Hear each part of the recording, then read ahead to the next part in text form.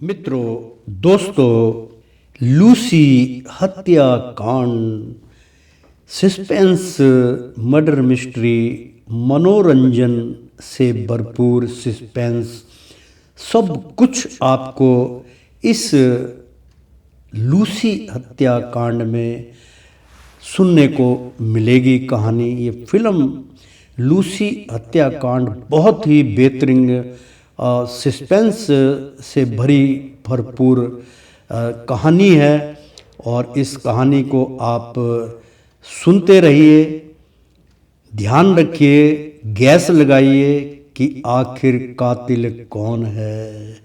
तो लूसी हत्याकांड का अगला भाग प्रस्तुत है, सुनिए।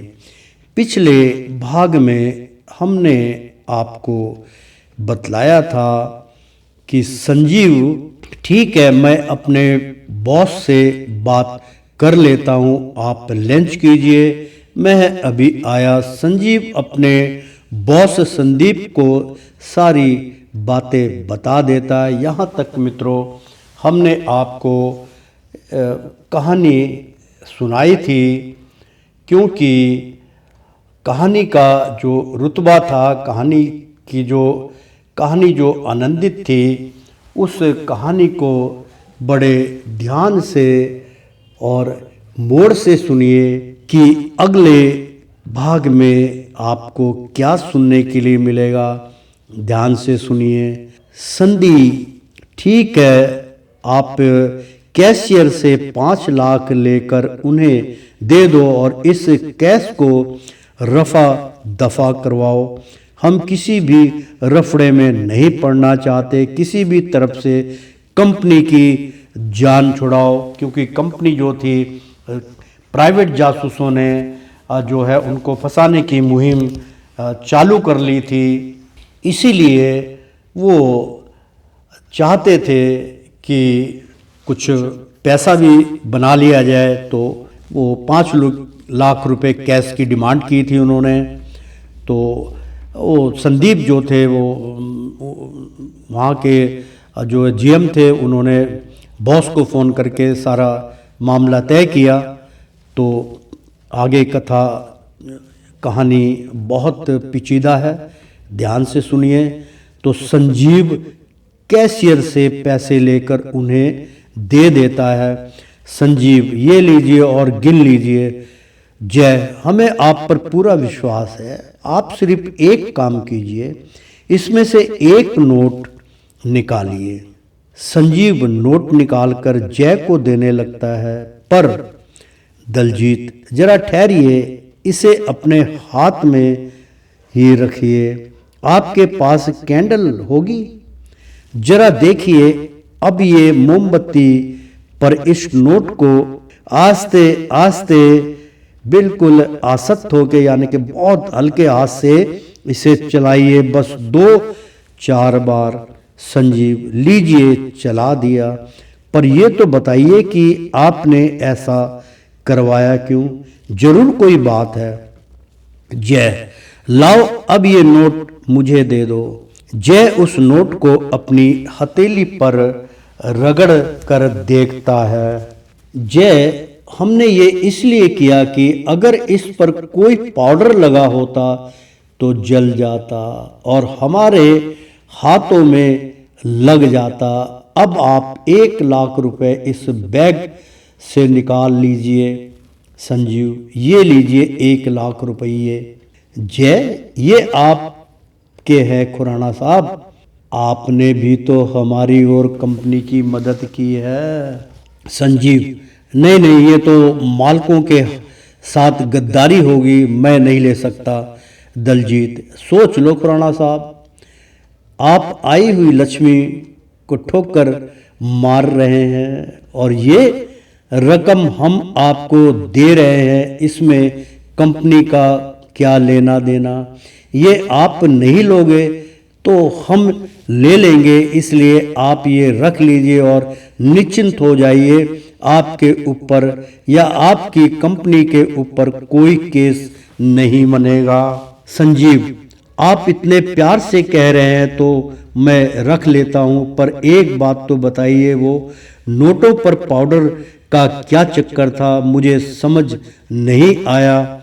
जय, हमने इस तरह से नोट का परीक्षण किया था कि कहीं ये नोट एंटी करप्शन वाले लोगों ने तो नहीं भेजे। यदि ये नोट सरकारी होते तो इनमें पाउडर लगा होता और नोटों को हाथ में लेते ही हमारे हाथ के निशान उन पर आ जाते, फिर हम रिश्वत के इल्जाम में सलाखों के पीछे होते।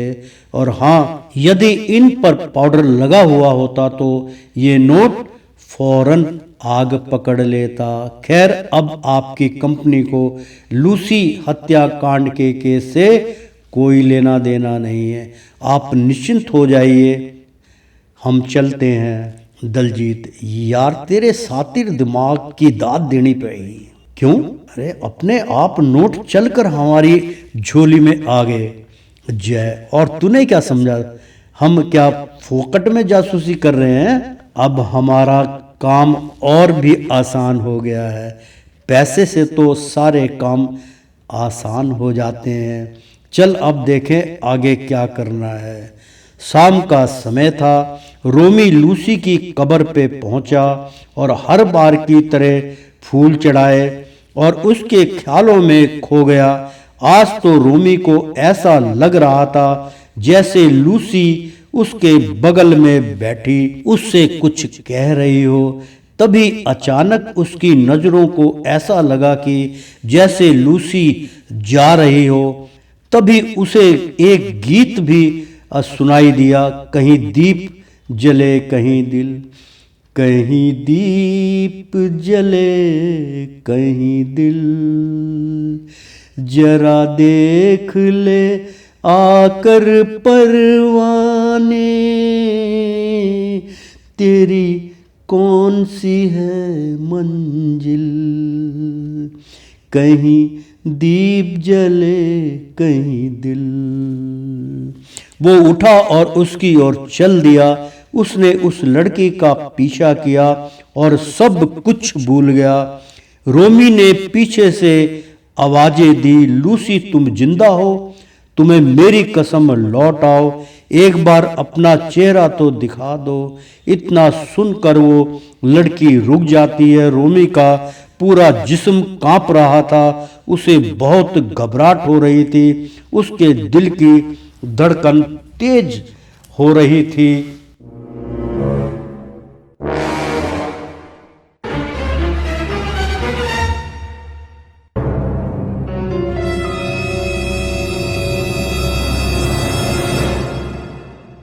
और तेज और हो गई थी। उसने लड़की को बड़े ध्यान से देखा। उसके वही जींस और शर्ट पहनी थी जो लूसी ने अंत समय पर पहना था। अचानक उस लड़की ने कहा, लड़की मुझे देखते ही रहोगे या छू कर भी देखोगे? हमने तो तुम्हारी बात मान ली और रुक गए। हम तुम्हारी मजबूरी समझते हैं, हम ही आपको मझधार में छोड़कर चले गए। इसमें तुम्हारा कोई दोष नहीं। हमें छूकर अपनी इच्छा पूरी कर लो। हम भी आपको पाने के लिए तड़प रहे हैं।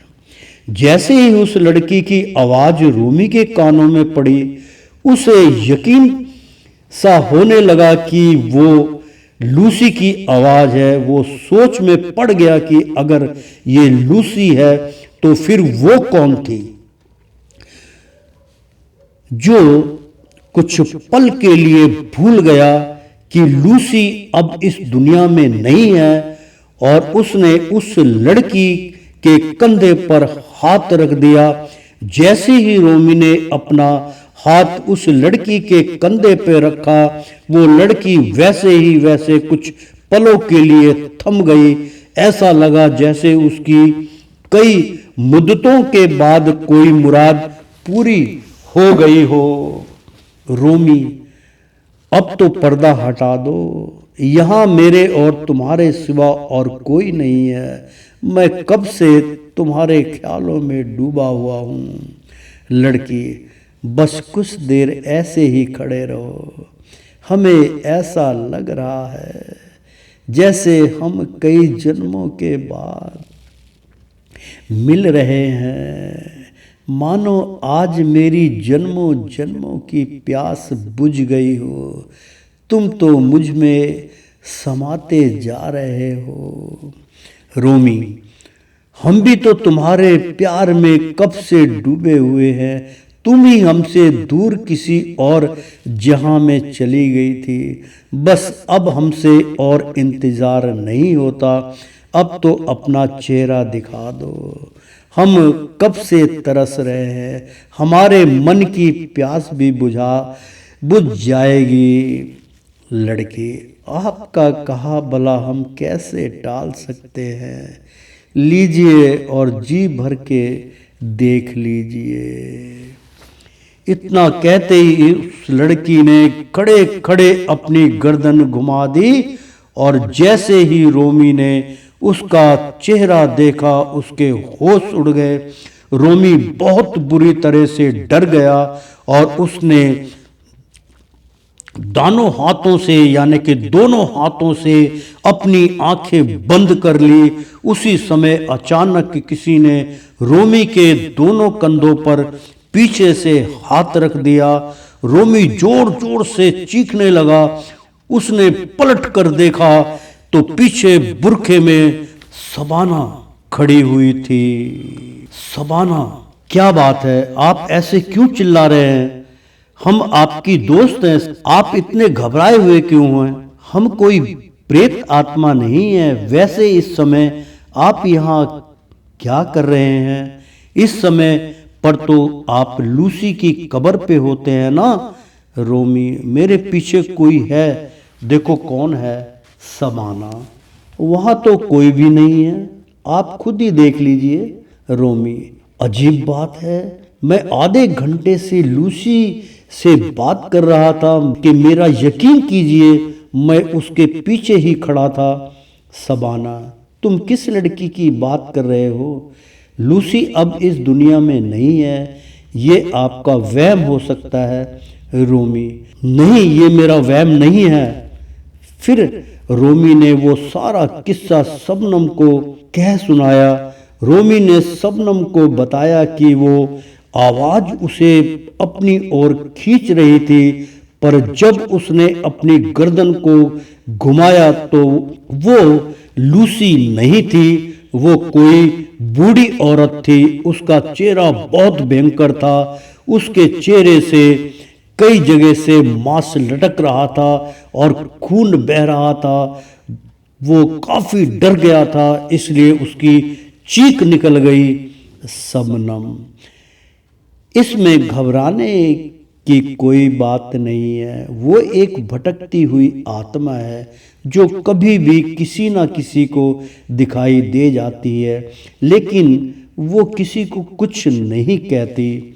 रोमी, लेकिन अगर वो आत्मा थी तो मैंने उसे छुआ कैसे। वो पीछे से एकदम जवान लग रही थी और मेरे हर बात मान रही थी। उसने तो ये भी कहा था कि उसका और मेरा जन्म जन्म का साथ है। शबनम, जानना चाहते हो तो आओ, ये देखो, ये कब्र 200 साल पुरानी है। ये रोमी एजिक नाम के किसी ईसाई धर्म के लड़के की है। कहते हैं कि ये लड़का किसी लड़की से बहुत प्यार करता था। अचानक वो लड़का किसी हादसे में मारा गया और वो लड़की भी उसकी याद में कुछ समय के बाद मर गई। वो लड़की आज भी भटक रही है। हो सकता है कि तुम्हारे नाम की वजह से वो अपने प्रेमी को तुम्हारे अंदर ढूंढ रही हो सकता है कि उस बिछड़ी हुई आत्मा को पहचान लिया हो, शायद इसलिए कि तुम उसे छू पाए हो। खैर छोड़ो, इस बात को बुरा सपना समझकर भूल जाओ। रोमी, मैं समझा नहीं, तुम मुझसे क्या कहना चाहती हो? शबनम, मेरा मतलब है कि हो सकता है कि तुम रोमी एजिक हो, जिसका इस जन्म में एक हिंदू परिवार में जन्म हुआ है रोमी बनकर। रोमी, चलो मान लेते हैं, पर मुझे मरे हुए 200 साल बीत चुके हैं। मेरा जन्म ना जाने कितनी बार हुआ होगा, लेकिन इस लड़की का जन्म अभी तक नहीं हुआ। ऐसे कैसे हो सकता है? शबनम, हो सकता है कि मरने के बाद भी इस लड़की की आत्मा रोमी के प्यार को ना भूल पाई हो और आज भी अपने प्यार को पाने के लिए भटक रही हो। ये प्यार का खेल बहुत खतरनाक होता है। प्यार में ना तो कोई छोटा होता है और ना बड़ा, सब एक समान हो जाते हैं। चलो अब इस बात को यहीं छोड़ दो और घर लौट जाओ, कुछ ही देर बाद अंधेरा हो जाएगा। रोमी, ठीक है शबाना, फिर मिलते हैं। माफ़ कीजिएगा, मैं कभी कभी आपको शबनम कह देता हूँ, अच्छा लगता है आपको? जो भी कहिए, आपका दिल प्रसन्न होना चाहिए। रोमी एल्बर्ट से मिलता है। एल्बर्ट, आओ रोमी, हम अभी तुम्हारे बारे में ही बात कर रहे थे। वो भी यही चाहते हैं कि तुम शादी कर लो। रोमी, पापा जी, मैं लूसी की कसम खाई है कि जब तक उसके कातिल को सजा नहीं दिला देता, तब तक मैं शादी के बारे में नहीं सोचूंगा। जॉर्ज, हम तुम्हारे जज्बात की कदर करते हैं, पर जीना और मरना तो चलता ही रहेगा बेटा। लेकिन संसार के कार्य तो चलते ही रहते हैं, इसके डर से कभी कुछ नहीं रुकता। रोमी, पापा, ये बात तो आपकी बिल्कुल सच है। चलिए मैं आपकी बात मान लेता हूँ, पर पहले आप जल्दी से जल्दी एल्बर्ट की शादी करा दीजिए। जो हुआ इसमें बिमला का क्या दोष है? आखिर उसके भी तो कुछ अरमान हैं।